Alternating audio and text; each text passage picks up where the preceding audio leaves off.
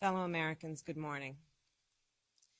Certain dates echo throughout history, including dates that instantly remind all who have lived through them where they were and what they were doing when our democracy came under assault.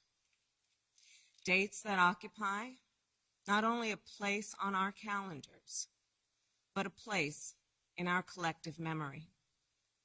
December 7th, 1941, September 11th, 2001, and January 6th, 2021.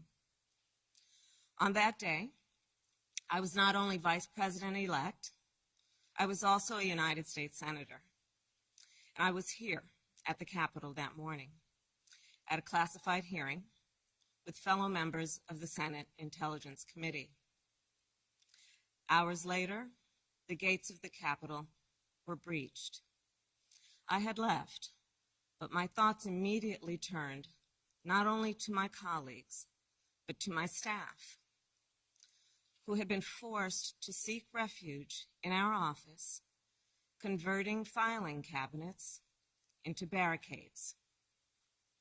What the extremists who roamed these halls targeted was not only the lives of elected leaders. What they sought to degrade and destroy was not only a building, hallowed as it is. What they were assaulting were the institutions, the values, the ideals that generations of Americans have marched, picketed, and shed blood to establish and defend. On January 6th, we all saw what our nation would look like if the forces who seek to dismantle our democracy are successful. The lawlessness, the violence, the chaos. What was at stake then and now is the right to have our future decided the way the Constitution prescribes it, by we, the people, all the people. We cannot let our future be decided by those bent on silencing our voices, overturning our votes, and peddling lies and misinformation by some radical faction that may be newly resurgent, but whose roots run old and deep. When I meet with young people, they often ask about the state of our democracy, about January 6th. And what I tell them is January 6th reflects the dual nature of democracy, its fragility and its strength. You see, the strength of democracy is the rule of law.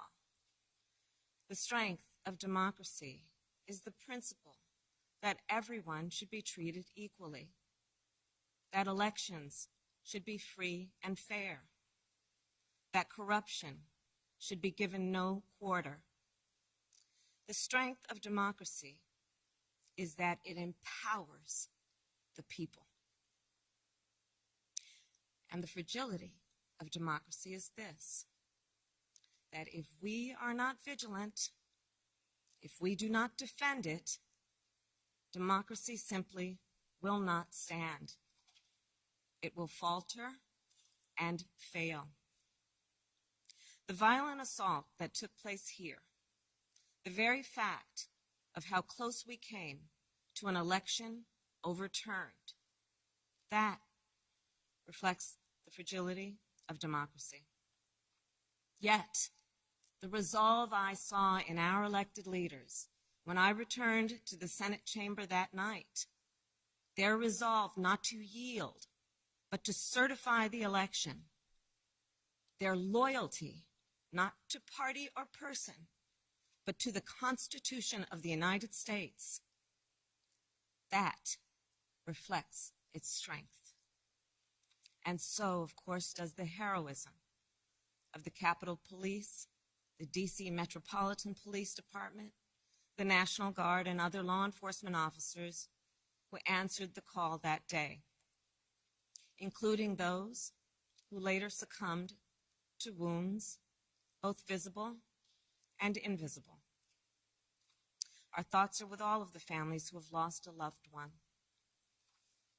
You know, I wonder, how will January 6th come to be remembered in the years ahead? Will it be remembered as a moment that accelerated the unraveling of the oldest, greatest democracy in the world? Or a moment when we decided to secure and strengthen our democracy for generations to come? The American spirit is being tested. The answer to whether we will meet that test resides where it always has resided in our country, with you, the people. And the work ahead will not be easy.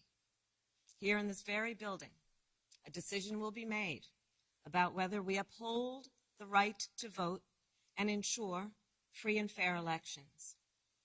Let's be clear, we must pass the voting rights bills that are now before the Senate.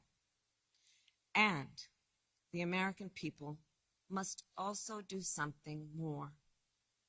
We cannot sit on the sidelines. We must unite in defense of our democracy in order to form a more perfect union, establish justice, ensure domestic tranquility, provide for the common defense, promote the general welfare, and secure the blessings of liberty to ourselves and to our prosperity and posterity. That is the preamble of the Constitution that President Biden and I swore an oath to uphold and defend. And that is the enduring promise of the United States of America. My fellow Americans, it is my honor to introduce a public servant with the character and fortitude to meet this moment, a leader whose life's work has been moving our nation toward that more perfect union, President Joe Biden.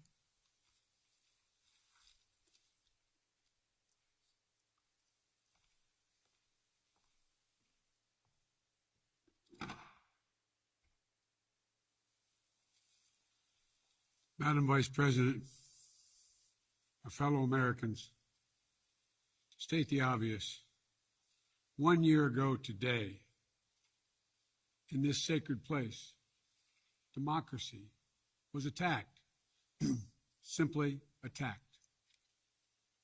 The will of the people was under assault. The Constitution, our Constitution, faced the gravest of threats.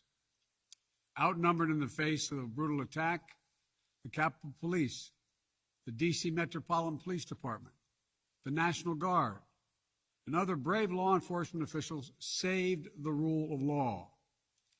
Our democracy held. We, the people, endured. We, the people, prevailed.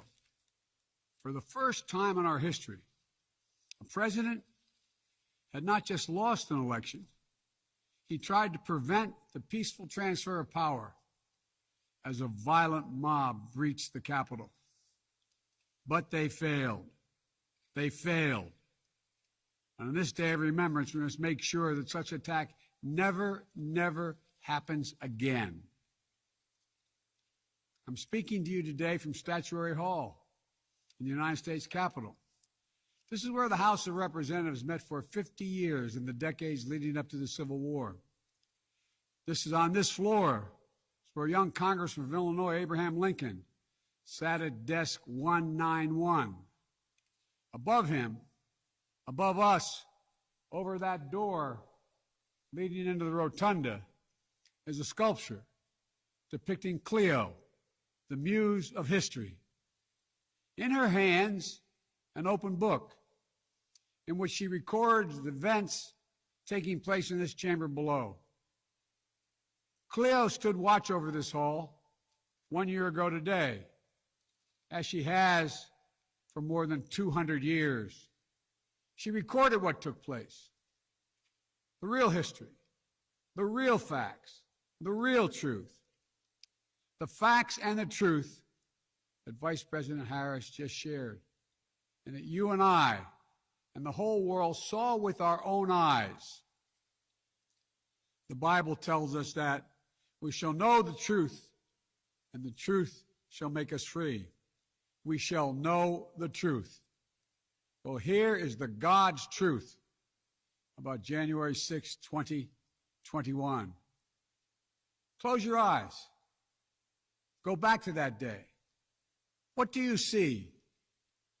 Rioters rampaging, waving for the first time inside this Capitol Confederate flag that symbolized the cause to destroy America, to rip us apart.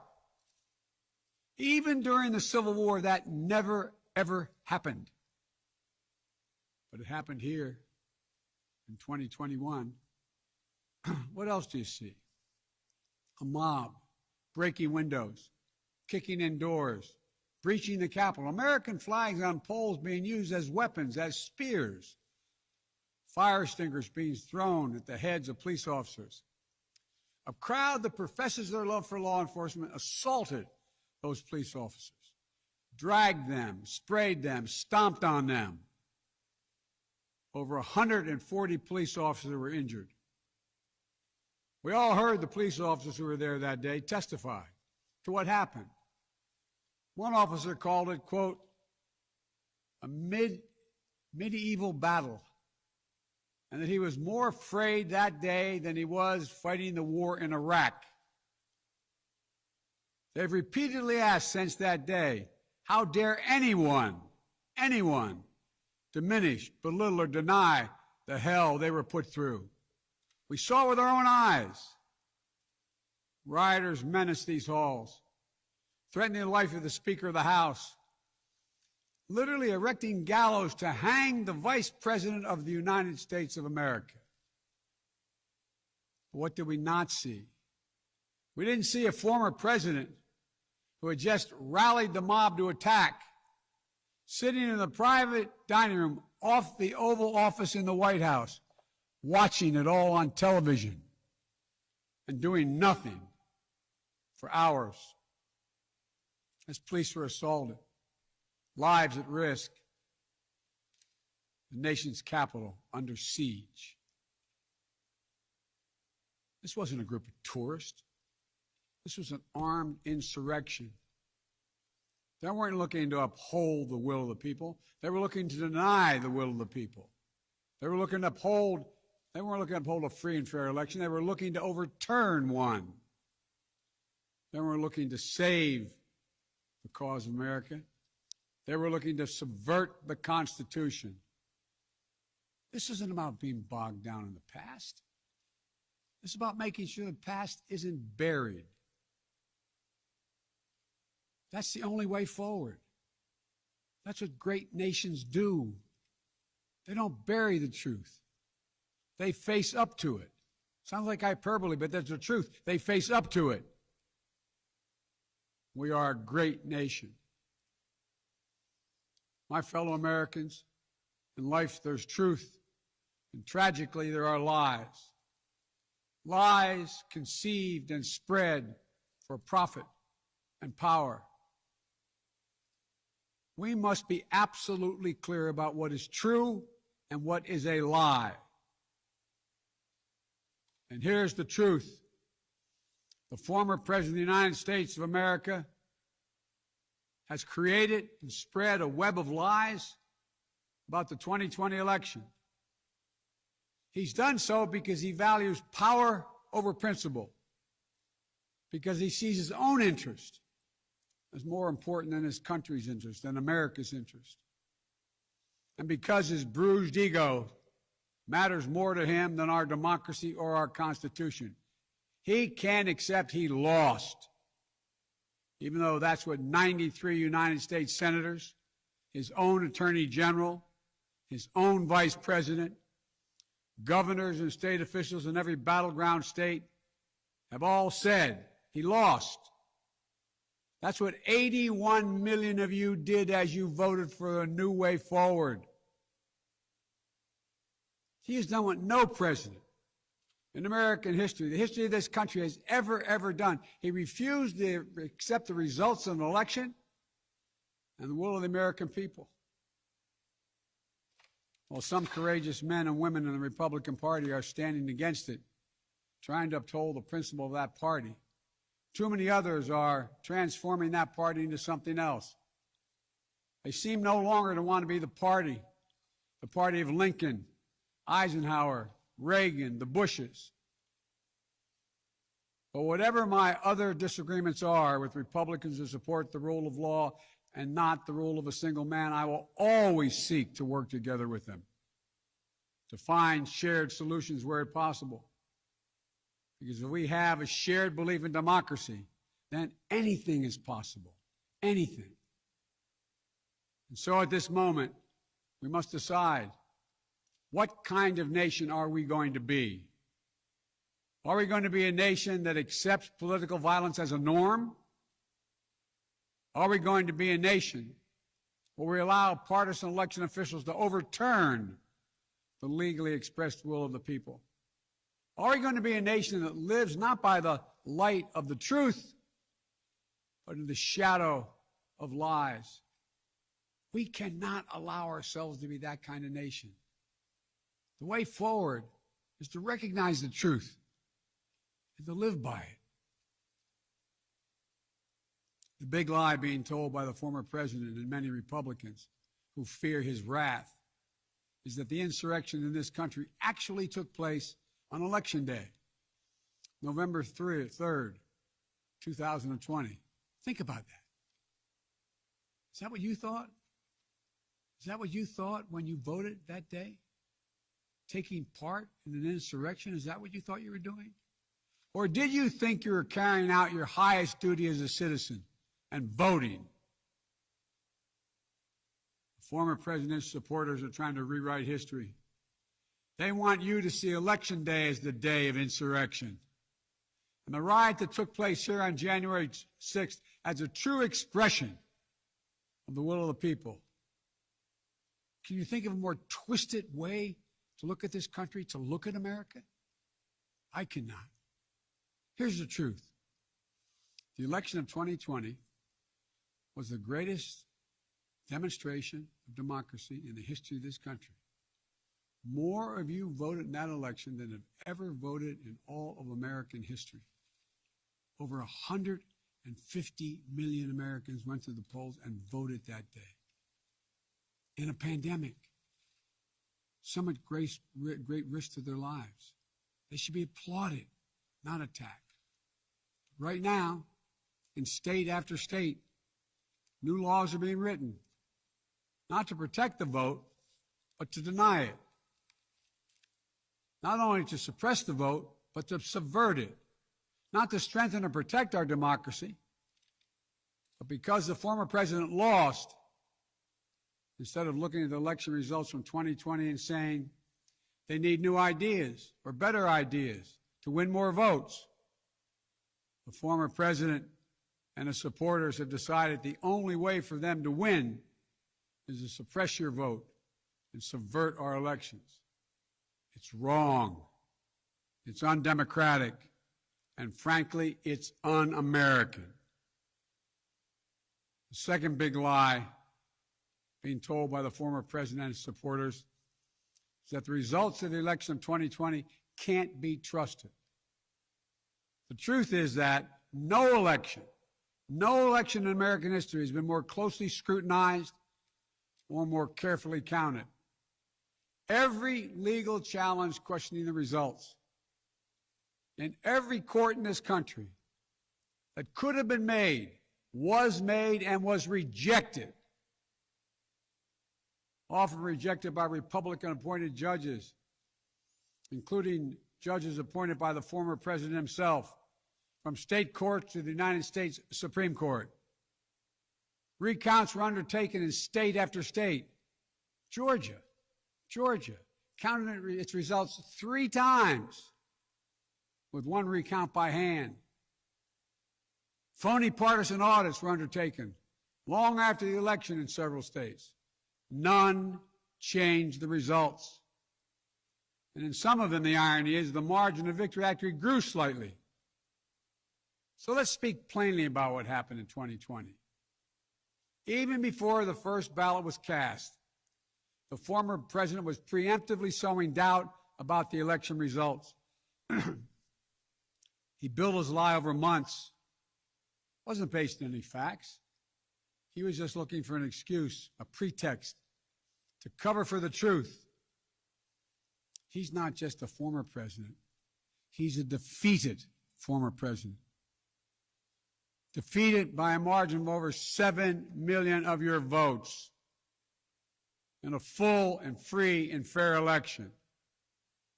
There is simply zero proof the election results were inaccurate. In fact, in every venue where evidence had to be produced, an oath to tell the truth had to be taken, the former president failed to make his case. Just think about this. The former president and his supporters have never been able to explain how they accept as accurate the other election results that took place on November 3rd. The elections for governor, United States Senate, House of Representatives. Elections which they closed the gap in the House. They challenged none of that. The president's name was first. Then we went down the line. Governors, senators, House of Representatives. Somehow those results are accurate on the same ballot. But the presidential race was flawed. And on the same ballot, the same day, cast by the same voters. The only difference, the former president didn't lose those races. He just lost the one that was his own. Finally, the third big lie being told by a former president and his supporters is that the mob who sought to impose their will through violence are the nation's true patriots. Is that what you thought when you looked at the mob ransacking the Capitol, destroying property, literally defecating in the hallways, rifling through the desks of senators and representatives, hunting down members of Congress? Patriots? Not in my view. To me, the true patriots were the more than 150 Americans who peacefully expressed their vote at the ballot box. The election workers who protected the integrity of the vote. And the heroes who defended this Capitol. You can't love your country only when you win. You can't obey the law only when it's convenient. You can't be patriotic when you embrace and enable lies. Those who stormed this Capitol, and those who instigated and incited, and those who called on them to do so, held a dagger at the throat of America, at American democracy. They didn't come here out of patriotism or principle. They came here in rage, not in service of America, but rather in service of one man. Those who incited the mob, the real plotters who were desperate to deny the certification of this election and defy the will of the voters. But their plot was foiled. Congressmen, Democrats, Republicans stayed. Senators, representatives, staff, they finished their work the Constitution demanded. They honored their oath to defend the Constitution against all enemies, foreign and domestic. Look, folks, now it's up to all of us, to we the people, to stand for the rule of law, preserve the flame of democracy, to keep the promise of America alive. The promise is at risk, targeted by the forces that value brute strength over the sanctity of democracy, fear over hope, personal gain over public good. Make no mistake about it, we're living at an inflection point in history, both at home and abroad. We're engaged anew in a struggle between democracy and autocracy, between the aspirations of the many and the greed of the few, between the people's right of self-determination and self-seeking autocrat. From China to Russia and beyond, they're betting that democracy's days are numbered. They've actually told me democracy is too slow, too bogged down by division to succeed in today's rapidly changing, complicated world. And they're betting America will become more like them and less like us. They're betting America is a place for the autocrat, the dictator, the strongman. I do not believe that. That is not who we are. That is not who we have ever been. And that is not who we should ever, ever be. Our founding fathers, as imperfect as they were, set in motion an experiment that changed the world, literally changed the world. Here in America, the people would rule. Power would be transferred peacefully, never at the tip of a spear or the barrel of a gun. They committed to paper an idea that they couldn't live up to, but an idea that couldn't be constrained. Yes, in America, all people are created equal. We reject the view that if you succeed, I fail. If you get ahead, I fall behind. If I hold you down, I somehow lift myself up. The former president who lies about this election and the mob that attacked this Capitol could not be further away from the core American values. They want to rule, or they will ruin. Ruin what our country fought for at Lexington and Concord, at Gettysburg and Omaha Beach, Seneca Falls, Selma, Alabama. What we were fighting for? The right to vote, the right to govern ourselves, the right to determine our own destiny. With rights come responsibilities. Responsibility to see each other as neighbors. Maybe we disagree with that neighbor, but they're not an adversary. Responsibility to accept defeat. Then get back in the arena and try again the next time to make your case. Responsibility to see that America is an idea. An idea requires vigilant stewardship. As we stand here today, 1 year since January 6, 2021, the lies that drove the anger and madness we saw in this place, they have not abated. So we have to be firm, resolute, and unyielding in our defense of the right to vote and to have that vote counted. Some have already made the ultimate sacrifice in this sacred effort. Jill and I have mourned police officers in this Capitol Rotunda not once but twice in the wake of January 6th.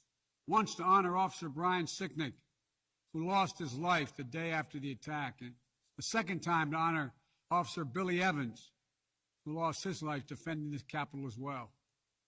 We think about the others who lost their lives and were injured, and everyone living with the trauma of that day, from those defending this Capitol, to members of Congress in both parties and their staffs, to reporters, cafeteria workers, custodial workers, and their families. Don't kid yourself. The pain and scars from that day run deep.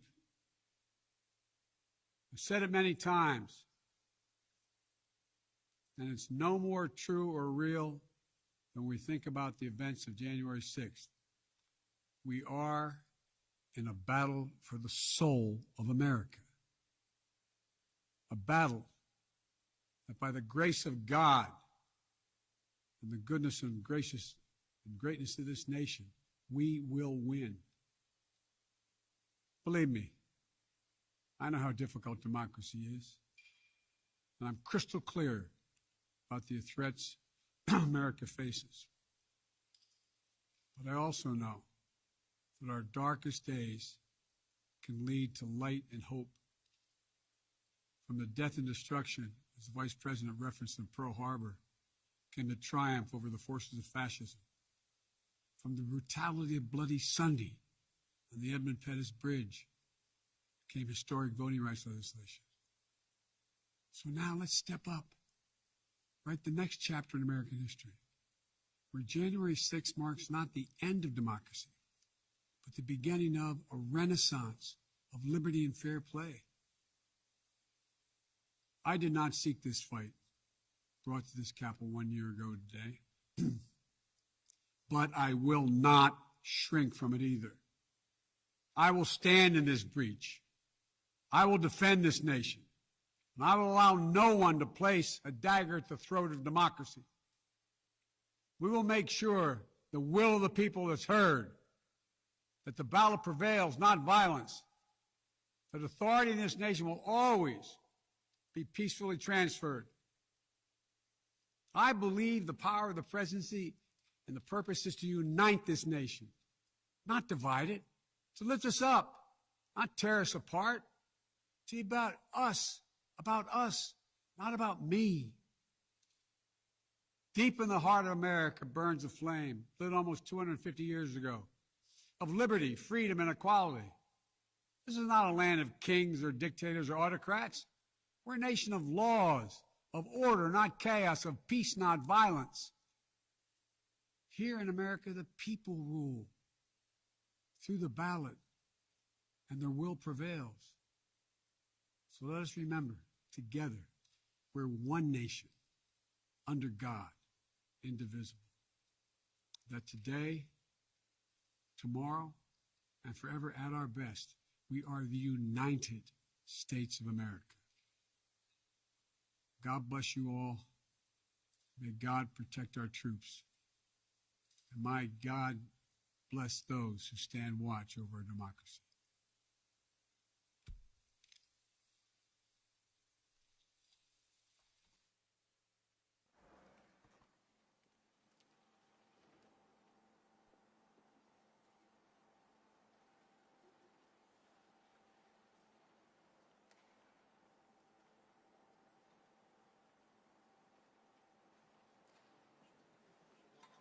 All right, Paul.